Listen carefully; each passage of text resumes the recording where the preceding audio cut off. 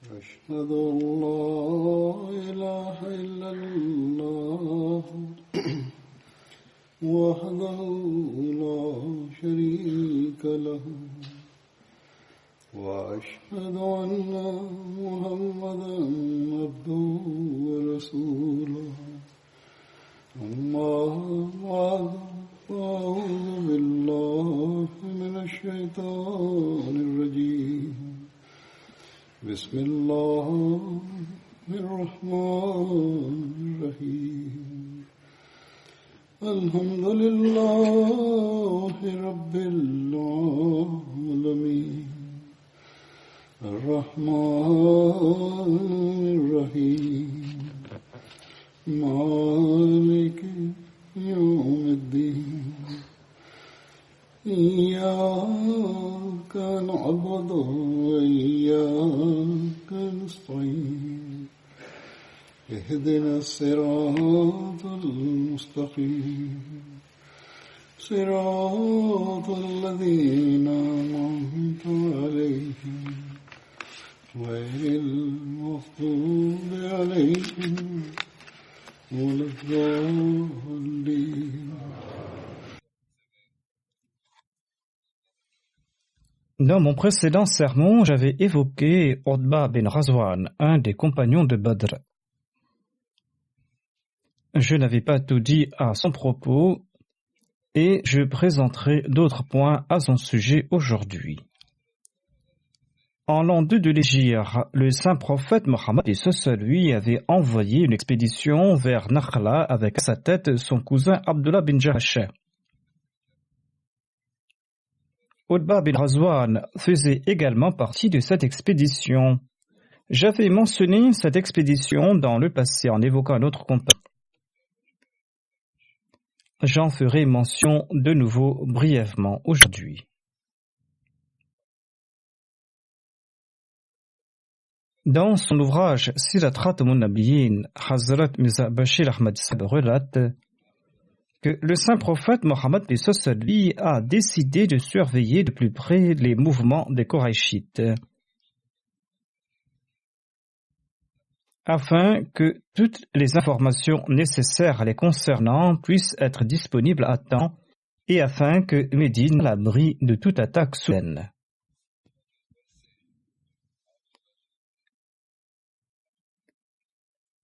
Ainsi donc, le saint prophète Mohammed lui a rassemblé un groupe de 8 muhajirin. Par sagesse, il avait choisi des hommes appartenant à différentes tribus des Qurayshites, de sorte qu'il fut plus facile d'obtenir des renseignements sur les complots des Qurayshites. Et le saint prophète Mohammed lui a nommé son cousin paternel Abdullah bin Jahash au poste de commandant de ce détachement. Le saint prophète Mohammed lui n'avait même pas informé le commandant de ce détachement de l'endroit où il sera envoyé et le but de sa mission. Au moment de leur départ, le saint prophète Mohammed lui a remis une lettre scellée et il a déclaré: cette lettre contient les instructions nécessaires à votre intention. Et le saint prophète Mohammed lui a déclaré: ayant parcouru une distance de 2 jours de Médine dans telle direction, ouvrez la lettre et agissez conformément aux instructions qui y sont stipulées. Après avoir parcouru 2 jours de voyage de Médine, Abdullah a ouvert les instructions du saint prophète Mohammed qui étaient les suivantes. Il a déclaré: dirigez-vous vers la vallée de Nakhla en If et obtenez des informations sur les Qurayshites et revenez avec les nouvelles à ce sujet. Le saint prophète Mohammed avait donné d'autres instructions au bas de la lettre. Il a déclaré que, après que vous ayez connu l'objectif de cette mission, si un de vos compagnons hésitait à vous accompagner et s'il souhaitait revenir à Médine, eh bien, il sera autorisé à le faire.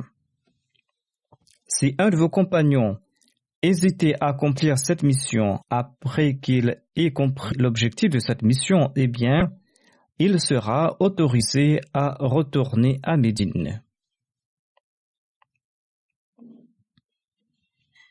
C'est-à-dire qu'il ne sera pas forcé à accomplir cette mission, En tout cas, il aura la permission de retourner à Médine. Abdullah a lu les instructions à ses compagnons qui ont unanimement affirmé que nous nous présentons volontiers pour ce service. Ensuite, le détachement s'est rendu à Nakhla. Saad bin Abi Waqqas et Utba bin Ghazwan ont perdu leurs chameaux en cours de route et ils se sont séparés de leurs compagnons pour aller chercher leur monture. Malgré tous leurs efforts, ils n'ont pas été en mesure de rejoindre leurs compagnons. Et il ne restait que 6 personnes dans ce détachement.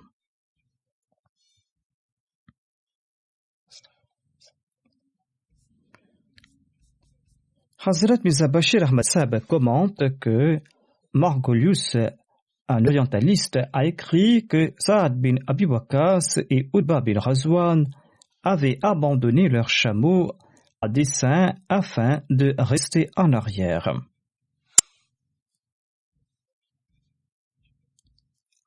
Cependant, chaque incident de la vie de ces fidèles serviteurs de l'islam prouve leur bravoure, déclare Hazrat Mirza Bashir Ahmad Sahib. Un de ses compagnons était tombé martyr entre les mains des mécréants à Bir Marouna. Et le deuxième compagnon avait participé dans diverses batailles très dangereuses pour conquérir en fin de compte l'Irak. Faire pareille supposition ne prouve que l'ineptie de Margolius.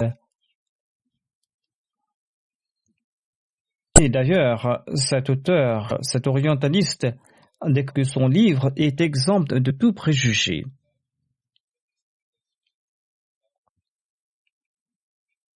En tout cas, à leur habitude, ces gens-là s'attaquent à l'islam et aux musulmans lorsqu'ils en ont l'occasion.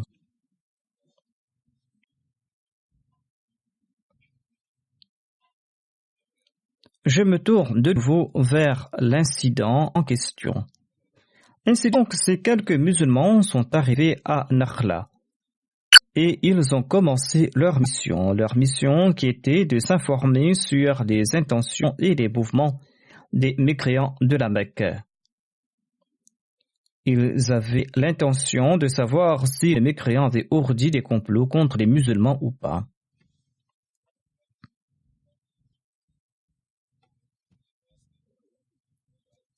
Et afin de garder leur mission secrète, certains de ses compagnons se sont rasés la tête pour ne pas alerter les voyageurs et afin qu'ils les prennent pour des pèlerins venus avec l'intention d'accomplir l'Umrah. Cependant, ils étaient à peine sur place quand une petite caravane des Qurayshites est arrivée soudainement. Cette caravane se rendait de Taïf à la Mecque et les deux groupes se sont rencontrés. Les musulmans se sont consultés sur l'action à prendre. Le saint prophète Mohammed lui les avait envoyés dans le but d'obtenir secrètement des renseignements et des attaques. Mais d'autre part, la guerre avec les Qurayshites avait déjà commencé et les deux adversaires étaient face à face. Et naturellement, étant donné que les membres de la caravane des Qurayshites avaient repéré les musulmans, leur mission secrète de renseignement n'était plus secrète. Ainsi, leur mission n'était plus secrète. Une autre difficulté était que certains de ces musulmans pensaient que c'était peut-être le dernier jour du mois de Rajab, un des mois sacrés, au cours duquel les combats étaient interdits comme stipulé de l'ancienne coutume arabe. D'autres pensaient que le mois de Charban avait déjà commencé. Et selon certains récits, cette expédition avait été envoyée au cours du mois de Jamad al-Akhir. Et il y avait un doute sur le fait de savoir si c'était un jour de Jamad al-Akhir ou de Rajab. D'autre part, la vallée de Nakhla était située sur la périphérie du haram, de l'enceinte sacrée de la Kaaba.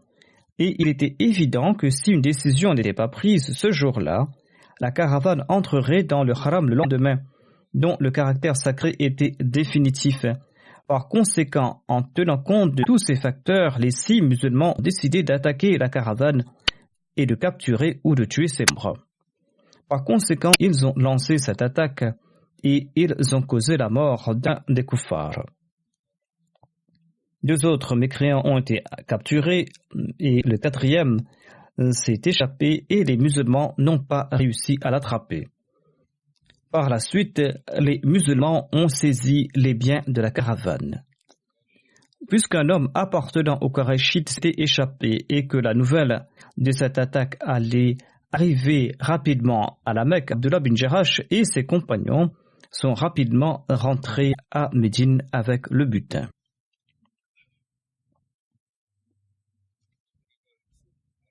Margolius affirme que le saint prophète Mohammed lui avait envoyé cette expédition sciemment au cours du massacre, sachant que le Qurayshite serait tout naturellement inattentif au cours de ce mois et que les musulmans pourraient aisément voler cette caravane.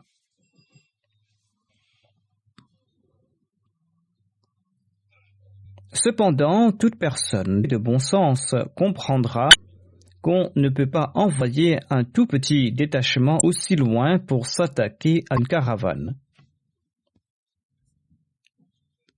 Cela était impossible, en particulier étant donné que les quartiers généraux des ennemis étaient tout près et on sait de source sûre qu'ils avaient été envoyés en mission de renseignement et rien de plus. Et le saint prophète Mohammed lui était extrêmement fâché quand il a su à propos de l'attaque lancée par les musulmans. Et lorsqu'ils se sont présentés au saint prophète lui et qu'ils lui ont expliqué ce qui s'était passé, le saint prophète lui était très fâché et il a déclaré « Je ne vous avais pas permis de vous battre au cours du massacre ». Et le saint prophète Mohammed lui a refusé de prendre sa part du butin. Abdullah et ses compagnons ont ressenti un remords et une honte extrême. Ils se sont dit qu'ils étaient ruinés étant donné qu'ils avaient attiré la colère de Dieu et de son prophète. Les autres compagnons les ont réprimandés pour leur action.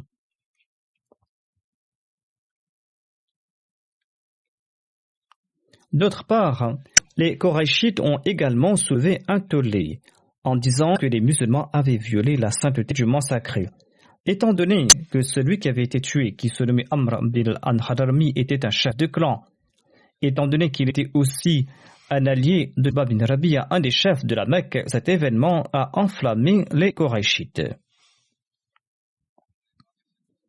Et ils se sont apprêtés à attaquer Médine.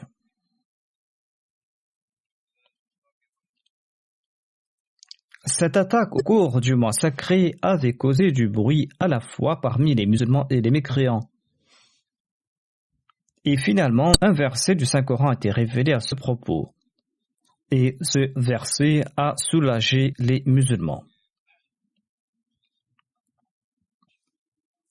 Il est dit dans ce verset « Yas'alunaka anish shahril harami qitalin fihi »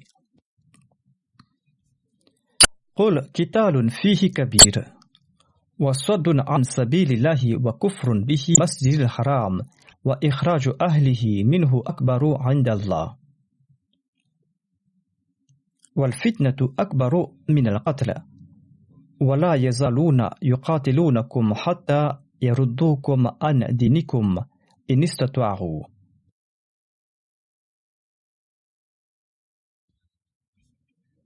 C'est-à-dire, ils t'interrogent à propos du combat pendant le massacre.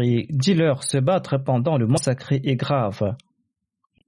Mais aux yeux d'Allah, il est encore plus grave d'empêcher les hommes de suivre la voie d'Allah, de se montrer ingrats envers lui et d'empêcher les croyants de se rendre à la sainte mosquée et d'en expulser ses vrais ayants droit.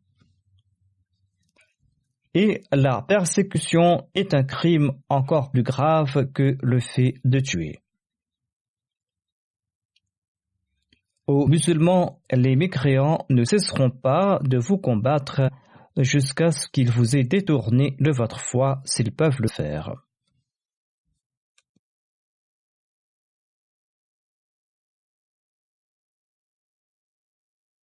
Propagande sanguinaire même pendant les massacres. voire ils étaient encore plus actifs dans leurs desseins bénéfiques au cours de ces mois sacrés. Ils profitaient des rassemblements et des voyages qui avaient lieu au cours de ces mois pour mener ces campagnes. En outre, de manière éhontée, afin de se satisfaire, ils réarrangeaient l'ordre des mois sacrés, une pratique qui était connue sous le nom de Nassi à l'époque. Et ils ont ainsi traité les musulmans. Et lors du traité de Hudaybiyah, malgré l'alliance conclue, les mécréants de la Mecque et leurs alliés ont attaqué une tribu alliée des musulmans dans la région du Haram.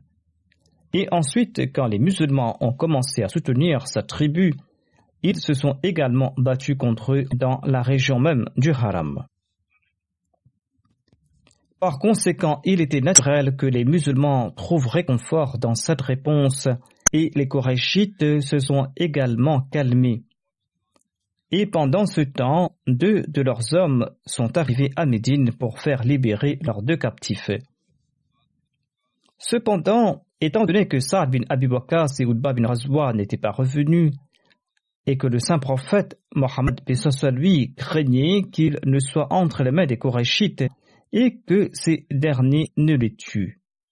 C'est pour cette raison que le saint prophète Mohammed lui a refusé de libérer les captifs jusqu'à leur retour. Il a déclaré: lorsque mes hommes reviendront à Médine sains et saufs, c'est là que je relâcherai les vôtres. Par conséquent, quand ils sont retournés à Médine, le saint prophète lui a libéré les 2 captifs contre rançon.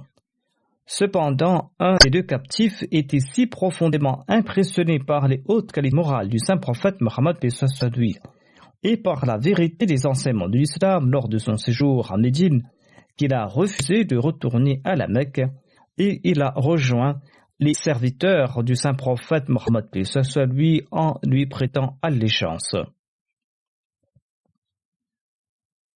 Et en fin de compte, il est tombé à martyr à Bir Maroun. Qu'il ait accepté l'islam et le fait qu'il s'est sacrifié pour l'islam doit suffire pour répondre à l'objection de Margolius. Mais ces gens-là rejettent ces faits. Utba bin Ghazwan avait participé à la bataille de Badr et aux autres batailles en compagnie du saint prophète Mohammed lui. Les 2 esclaves d'Utba bin Ghazwan, ces 2 esclaves franchis, Khabbab et Saad, avaient également participé à la bataille de Badr. Utba bin Ghazwan faisait partie des archers émérites du saint prophète Mohammed sallallahu alayhi wa sallam. Hazrat Omar avait envoyé Utba dans la région Basra afin de livrer combat contre les Perses dans la région d'Uboula. Omar lui a dit au moment du départ: pars toi et tes compagnons jusqu'à ce que vous atteigniez la lisière de l'empire arabe et celle des Adjam. Il a dit: pars avec les bénédictions d'Allah, crains toujours Allah et sache que tu vas combattre un ennemi très aguerri.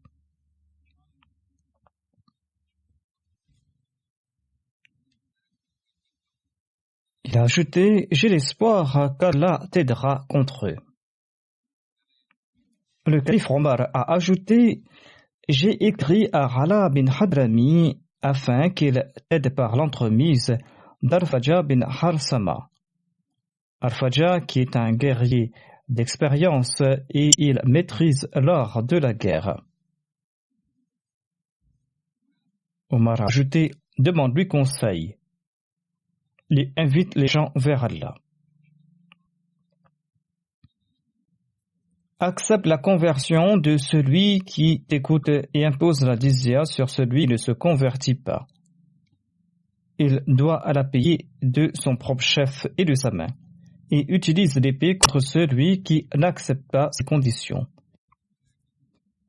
C'est-à-dire qu'il faut livrer combat contre celui qui ne veut pas payer la jizya et qui ne souhaite pas non plus abandonner sa religion et se convertir à l'islam et qui insiste à combattre les musulmans. Ensuite, le calife Omar lui a dit: Encourage les tribus arabes que tu croises en route à accomplir le djihad et sois vigilant concernant l'ennemi et crains Allah ton Seigneur. Le calife Omar a envoyé Utba à Bassora avec 8 soldats. Il lui a envoyé des renforts par la suite. Utba a remporté la victoire à Ubulla et il a tracé les frontières de la ville de Bassora. Il était le fondateur de cette ville et c'est lui qui l'avait peuplée. Quand Omar bin Khattab avait choisi Utba comme gouverneur de Bassora, eh bien ce dernier se trouvait au lieu dit Khariba.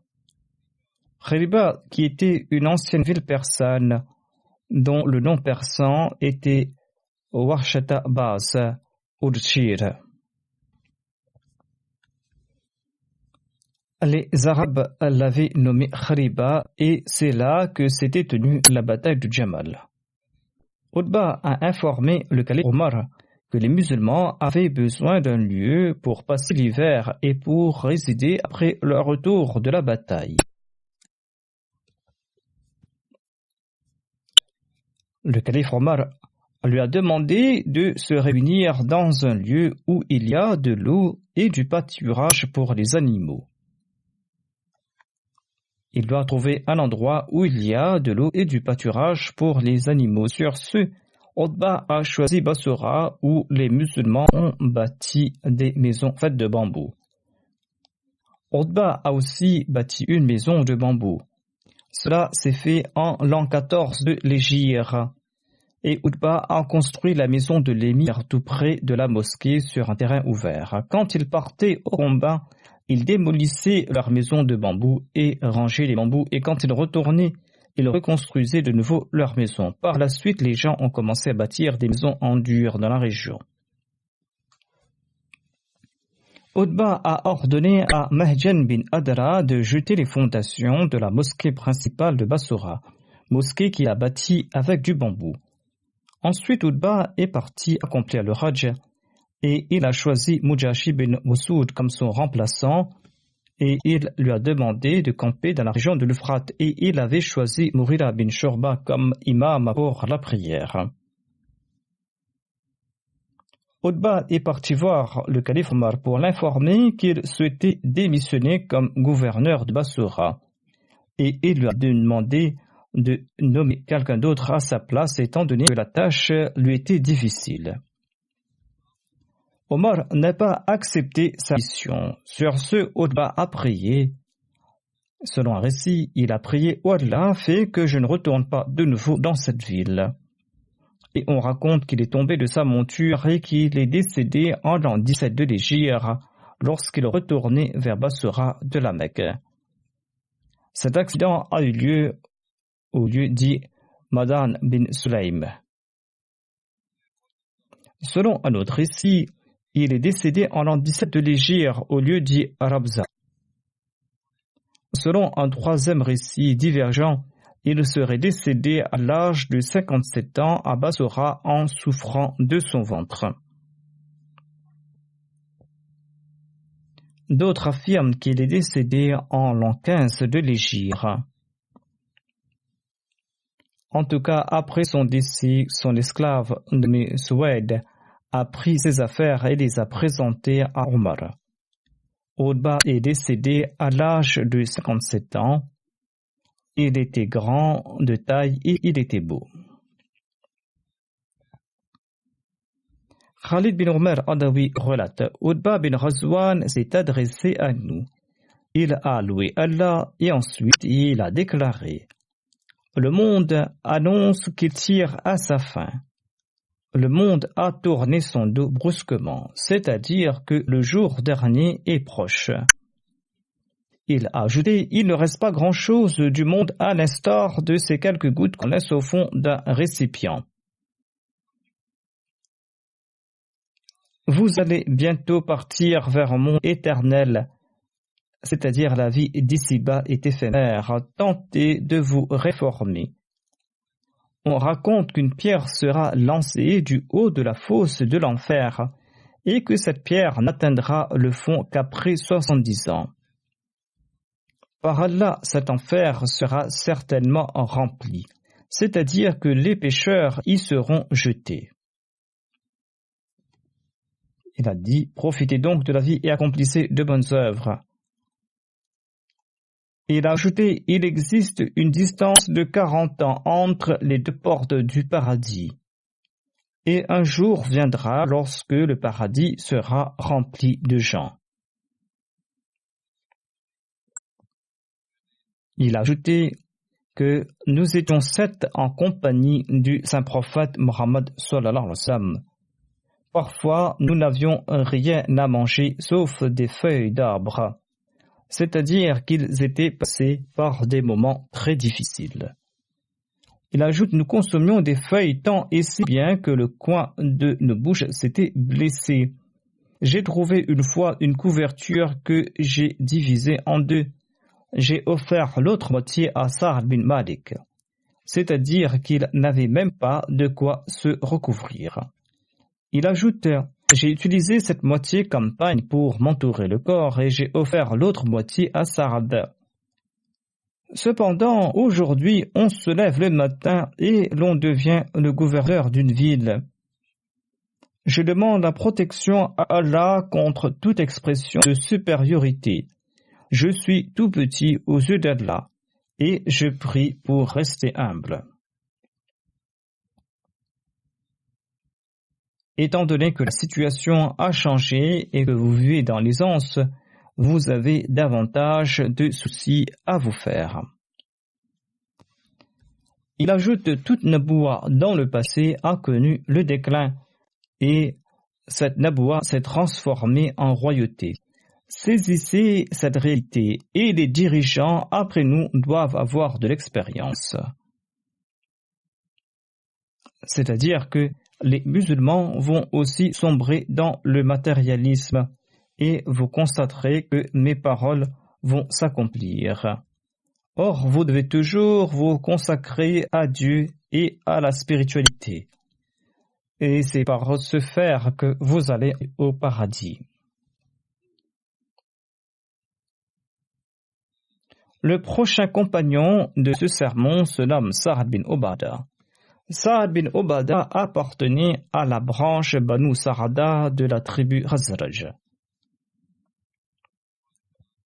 Le père de Sa'd se nommait Ubadah bin Zulaym et sa mère se nommait Amra. Elle était la troisième fille de Mas'ud bin Qais. Elle avait aussi prêté allégeance au saint prophète Mohammed sallallahu alayhi wa sallam. Sa'd bin Ubadah était le cousin de Sa'd bin Zubayr Ash'ari, qui était aussi un compagnon de Badr. Sa'd bin Ubadah avait 2 épouses. La première se nommait Razia bint Sa'd. Elle a donné naissance à Saïd, Mohammed et Abdurrahman. Et la deuxième épouse se nommait Fuqayha bint Ubayd, qui a donné naissance à Qais, Amama et Sadous. Madous bint Ubadah était la sœur de Sa'd bin Ubadah. Elle avait aussi prêté allégeance au saint prophète Mohammed, lui avait embrassé l'islam. Sa'd bin Ubadah avait aussi une autre sœur qui se nommait Layla bint Ubadah. Elle avait aussi prêté allégeance au saint prophète Mohammed, lui avait embrassé l'islam. Sa'd bin Ubadah était aussi connu comme Abu Thabit. Certains disaient qu'il se nommait Abu Qais, mais le premier récit est plus authentique, c'est-à-dire qu'il était connu comme Abu Thabit. Sa'd bin Ubadah était le responsable de la tribu Khazraj. Il était un chef généreux et il portait le drapeau des Ansar lors de toutes les batailles. Il était quelqu'un d'important parmi les Ansar, quelqu'un d'influent, et son peuple avait accepté son autorité. Sa'd bin Ubadah savait déjà lire et écrire à l'époque de l'ignorance, tandis que très peu de gens savaient le faire à l'époque. Sa'd bin Ubadah était aussi un très bon nageur et un très bon archer. Et ceux qui maîtrisaient ces arts étaient connus comme des kamils. À l'époque de l'ignorance, Sa'd bin Ubadah et ses aïeux annonçaient de leur forteresse qu'ils distribuaient de la viande et de la graisse à qui en voudra. Et celui qui souhaite en profiter doit se rendre à la forteresse de Dulaym bin Haritha. Hisham bin Urwa raconte que son père a relaté: j'ai entendu Sa'd bin Ubadah annoncer de sa forteresse qu'il offrait de la viande et de la graisse animale à celui qui en voudra. C'est-à-dire qu'il distribuait de la viande après avoir tué ses animaux. Et son fils aussi en faisait de même.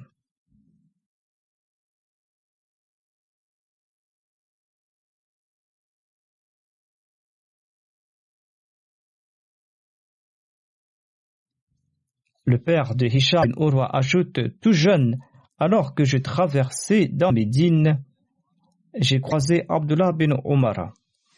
Abdullah bin Omar est vers ses terres à Aliya, dans les situés environ 8 milles de Médine dans la direction du Neige. Abdullah bin Omar m'a dit, ô jeune homme, viens ici. Est-ce que tu entends quelques voix de la forteresse de Sa'd bin Ubadah? La forteresse était en effet proche.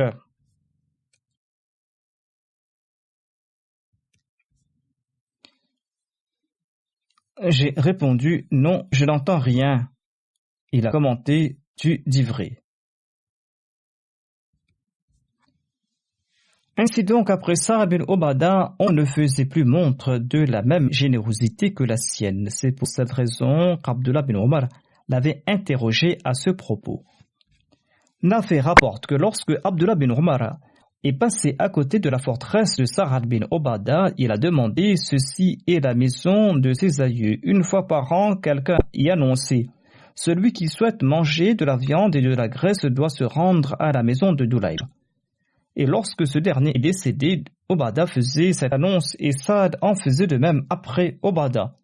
Ensuite, Qais bin Sa'd en faisait de même, et Qais était le plus généreux d'entre tous. Ainsi donc, selon ce récit, cette pratique a été perpétuée par ses enfants, mais cela n'a pas duré par la suite.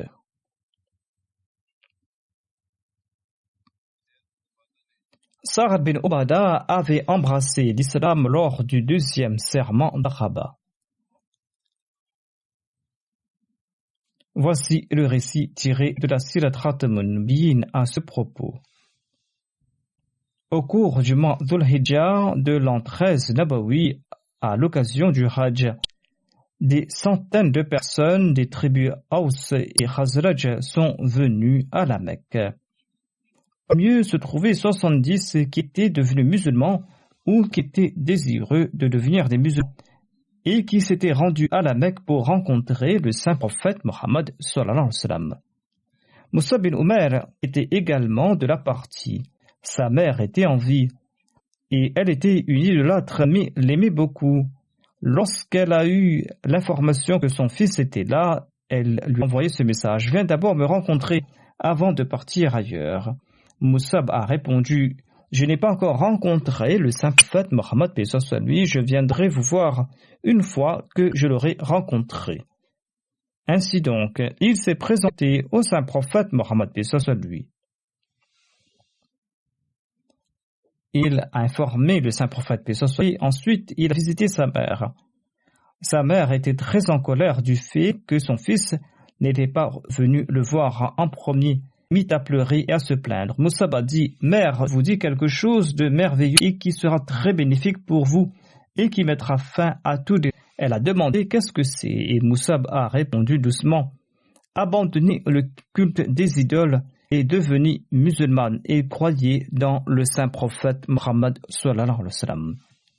Sa mère était une fervente idolâtre et dès qu'elle a entendu cela, elle a commencé à faire du bruit en disant: je jure par les étoiles, je n'entrerai jamais dans votre religion. Et elle a signalé à ses proches de capturer Mus'ab, mais celui-ci a pu s'échapper. Le saint prophète Mohammed, paix soit sur lui, avait été informé de la venue des Ansar par Mus'ab et de quelques-uns d'entre eux. Quelques-uns avaient rencontré individuellement le saint prophète Mohammed, paix soit sur lui. Mais à cette occasion, une réunion privée et collective était nécessaire. C'est pour cette raison qu'après les rites du Hajj, les dates du milieu du mois de Dhul Hijjah ont été fixées à cet effet. Ce jour-là, vers le milieu de la nuit, tous ces gens devaient rencontrer le saint prophète Mohammed lui dans la même vallée que l'année dernière, afin qu'une réunion privée puisse se tenir dans la paix et dans l'attention complète. Et le saint prophète a ordonné aux Ansar: ne venez pas en groupe, mais arrivez par paire dans la vallée à l'heure convenue. Et ne réveillez pas ceux qui dorment et n'attendez pas ceux qui sont absents. Ainsi donc, à la date fixée, dans la nuit, quand environ un tiers de la nuit s'était écoulé, le saint prophète Mohammed lui a quitté son domicile. Il était accompagné de son oncle Abbas. Abbas qui était encore un idolâtre, mais qui aimait le saint prophète Mohammed sallallahu alayhi wa sallam. Et il était un des chefs de la famille des Hashim. Et les Ansar n'ont pas tardé à arriver par paire ou individuellement. Ils étaient 70 des tribus d'Aus et de Khazraj. Au tout début, Abbas, l'oncle du saint prophète Mohammed lui a déclaré. Il a déclaré au Khazraj: Mohammed sallallahu alayhi wa sallam est vénéré et aimé au sein de sa famille. Et jusqu'à ce jour, sa famille a assuré sa protection. Et en cas de danger, elle s'est toujours tenue à ses côtés. Mais maintenant, Mohammed a l'intention de quitter votre pays et d'habiter chez vous. Ainsi, si vous souhaitez l'accueillir chez vous, vous allez devoir le protéger et vous allez devoir faire face à tous ses ennemis. Si vous êtes prêts pour cela, tant mieux. Sinon, donnez une réponse franche, car la franchise est meilleure. Al-Bara bin Maghrour, un homme âgé et influent de la tribu des Ansar, a déclaré: Ô Abbas, nous avons entendu ton discours, mais nous aimerions entendre le saint prophète Mohammed lui de sa propre langue bénie, afin qu'il puisse nous exposer la responsabilité qu'il souhaite nous imposer. Sur ce, le saint prophète Mohammed lui a récité quelques versets du Saint-Coran et il a décrit brièvement les enseignements de l'islam. Et tout en faisant allusion aux droits d'Allah et aux droits de ses serviteurs, le saint prophète lui a déclaré: Mon unique souhait est que vous me traitiez de la même manière que vous traitez et protégez vos proches. Lorsque le saint prophète lui a achevé son discours, selon la coutume de l'Arabie, Al-Bara bin Maghrour a pris la main du saint prophète Mohammed lui dans la sienne et il a déclaré: Ô messager d'Allah, nous jurons par Allah qui vous a envoyé avec la vérité que nous vous protégerons, car nous avons grandi à l'ombre des épées. Il n'avait pas encore terminé sa phrase quand Abul Haythama bin Tayhan a intervenu et il a déclaré: Ô messager d'Allah, nous avons de longues relations avec les Juifs de Yathrib. En vous soutenant, nous allons briser nos relations avec eux. Nous avons peur que vous nous quittiez et retourniez dans votre pays natal quand Allah vous accordera la victoire. Et nous n'aurons plus d'alliés, ni ici, ni là-bas. Le saint prophète Mohammed lui s'est tari et il a déclaré: Non, non, cela n'arrivera jamais, car votre sang est le mien. Vos amis sont mes amis et vos ennemis sont mes ennemis. Abbas bin Ubada al-Ansari a regardé ses compagnons et a déclaré: Ô mon peuple, comprenez-vous le but de ce traité et de cette promesse? Cela signifie que vous devez vous préparer à affronter tout le monde, peu importe qui c'est, et être prêt à offrir n'importe quel sacrifice. Les Médinois ont demandé: Oui, nous comprenons cela. Mais ô messager d'Allah, que recevrons-nous en retour? Le saint prophète Mohammed lui a répondu: Vous recevrez le paradis d'Allah, qui est la plus grande de toutes ses récompenses. Ils ont déclaré à l'unisson: Nous sommes d'accord avec ce marché. Ô messager d'Allah, tendez votre main. Le saint prophète Mohammed lui a sorti sa main bénie et ce groupe de 70 dévots s'est vendu à lui dans un pacte de défense. Le nom de cette alliance est la seconde Bayra d'Araba. Quand la Bayra a eu lieu, le saint prophète Mohammed lui a déclaré: Moïse a nommé 12 chefs de son peuple.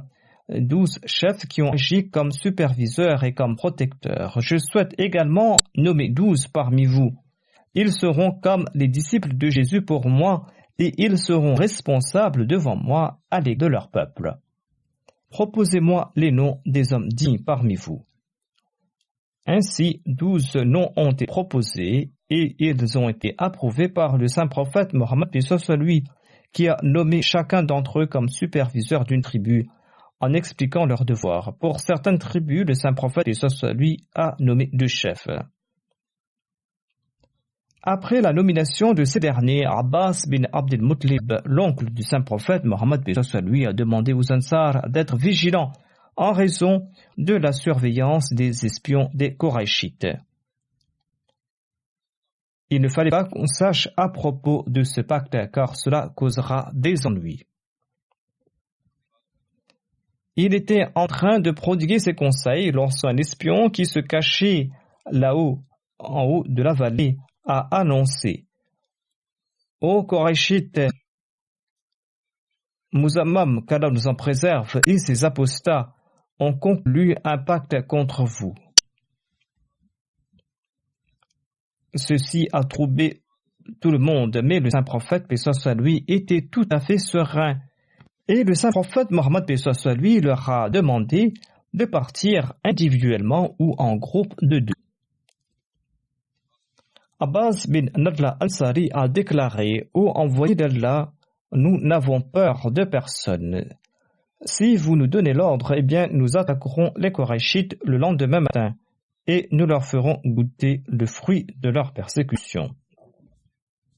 Le saint prophète, paix soit lui, a répondu: Non, je n'ai pas encore reçu la permission à ce propos. Retournez silencieusement dans vos tentes.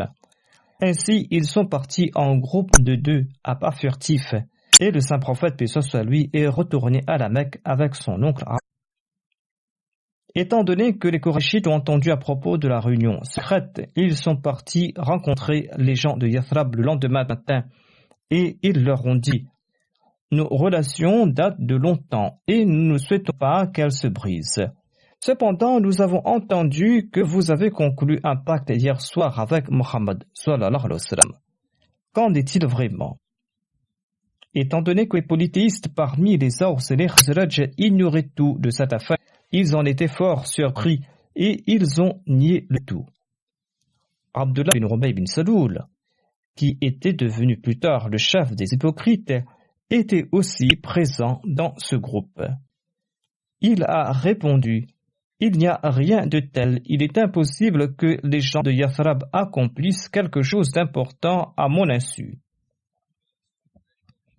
Ceci a dissipé le doute des Koraïchites et ils sont retournés. Après quelque temps, les Ansar sont retournés vers Yathrab. Mais après leur départ, les Koraïchites ont su qu'ils avaient conclu un pacte avec le saint prophète Mohammed, paix soit lui. Sur ce, certains d'entre eux les ont poursuivis. La caravane était partie, mais Sa'd bin Ubadah est resté en arrière pour quelque raison. Ils l'ont attrapé et ils l'ont tabassé sur le sol rocailleux de la Mecque et ils l'ont tiré par les cheveux. Jubayr bin Mut'im et Harith bin Harb, qui connaissaient Sa'd bin Ubadah, l'ont libéré d'entre les mains de ces tortionnaires.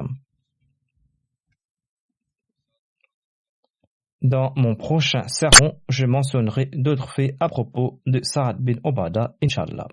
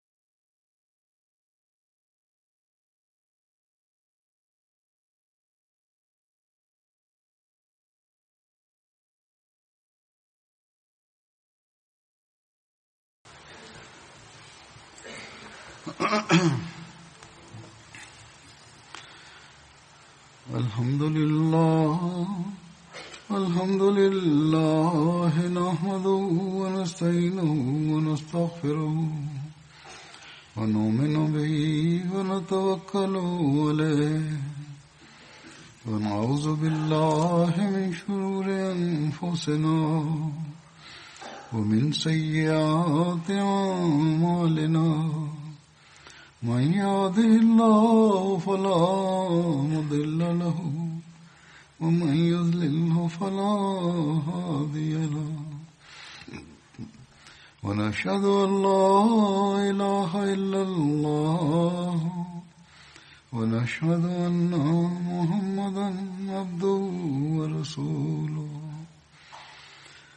عباد الله رحمكم الله إن الله يأمر بالعدل والإحسان وإيتاء ذي القربى وينهى عن الفحشاء والمنكر والبغي يعظكم لعلكم تذكرون اذكروا الله يذكركم وادعوه يستجب لكم ولذكر الله أكبر